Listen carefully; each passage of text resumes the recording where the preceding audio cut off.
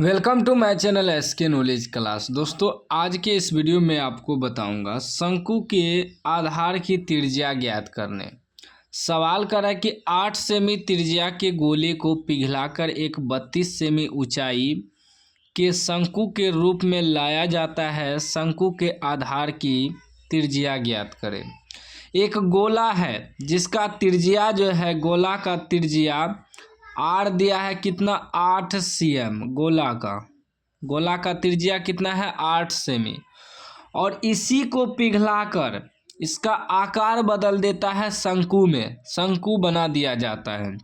जो कि शंकु का ऊंचाई दिया है h कितना, 32 सेमी। इस शंकु का h जो है ये दिया है 32 cm, ठीक ना। तब कह रहा है शंकु के रूप में लाया जाता है, तो शंकु के आधार की त्रिज्या ज्ञात करें। इस शंकु का जो आधार है इसका त्रिज्या कह रहा है निकालने कितना होगा। तो कैसे निकलेगा, दिया है हमें त्रिज्या किसका, गोले का, निकालना है कितना, शंकु का त्रिज्या। तो कैसे निकलेगा, तो मैं आगे आपको बताऊंगा, स्टेप बाय स्टेप समझिएगा। देखिए, किसी भी सामान को अगर पिघला दे या उसका आकार बदल दे तो उसका आयतन सेम रहता है, याद रखिएगा। किसी भी चीज़ को, गोला रहे, वृत्त रहे, शंकु रहे, अगर कह दे कि आकार बदल दिया जाता है या पिघला कर बनाया जाता है तो समझ लीजिए उसका आयतन बराबर रहेगा। तो जितना गोला का आयतन रहेगा उतना ही शंकु का आयतन रहेगा, ठीक है ना। भले ही उसका आकार बदल जाए लेकिन आयतन सेम रहता है। तो क्या करेंगे, गोले का आयतन निकाल लेंगे, ठीक ना।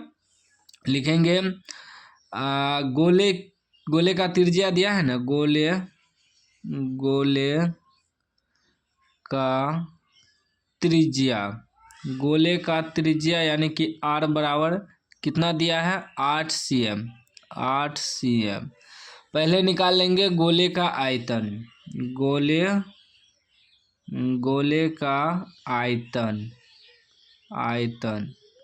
गोले का आयतन जब निकाल लेंगे तब जो है शंकु का त्रिज्या निकालने में आसानी रहेगा, क्योंकि गोले का आयतन बराबर शंकु का आयतन दोनों बराबर हो जाएगा, ठीक ना।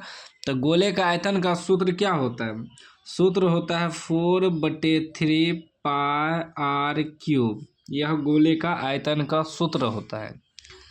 तो 4/3 पाई को पाइये रहने देंगे, क्योंकि जब दोनों का आयतन बराबर करेंगे तो कट जाएगा, ठीक ना। तो पाई r क्यूब यानी कि 8 का क्यूब, ठीक ना। अब देखिए, या गुना भी कर सकते हैं इसको, नहीं तो यहीं छोड़ देते हैं, क्योंकि बाद में जब इस दोनों को बराबर में रखेंगे तो कट जाएगा, ठीक ना। ये हो गया cm क्यूब, क्योंकि आयतन जब भी होता है क्यूब में होता है, ठीक ना। cm है तो cm क्यूब हो जाएगा। अब लिखेंगे शंकु की ऊंचाई दिया है, शंकु की ऊंचाई यानी कि h। शंकु की ऊंचाई कितना है, तो 32 cm। त्रिज्या कितना है, तो त्रिज्या मालूम नहीं है शंकु का, क्योंकि शंकु का त्रिज्या निकालना है, ठीक है। त्रिज्या वाट लिख देंगे, यानी कि निकालना है। अब शंकु का आयतन निकालेंगे। शंकु का आयतन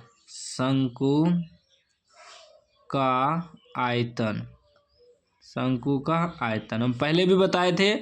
शंकु का आयतन और गोला का आयतन दोनों बराबर हो जाएगा, भले ही उसका आकार चेंज हो जाए लेकिन आयतन बराबर रहेगा।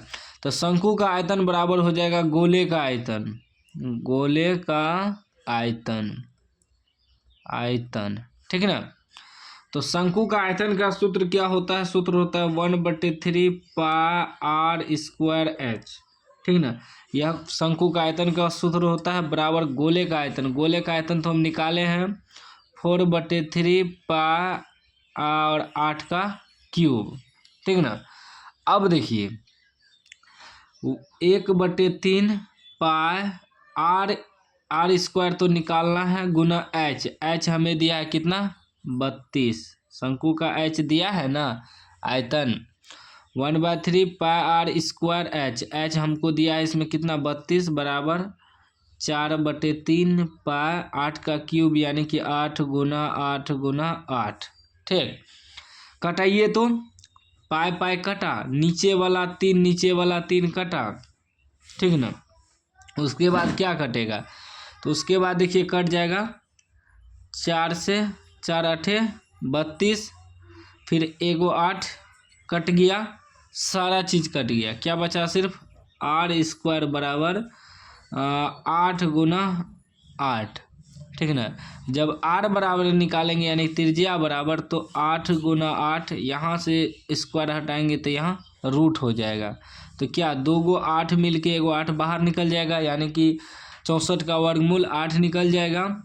तो आधार का त्रिज्या हो गया, आधार का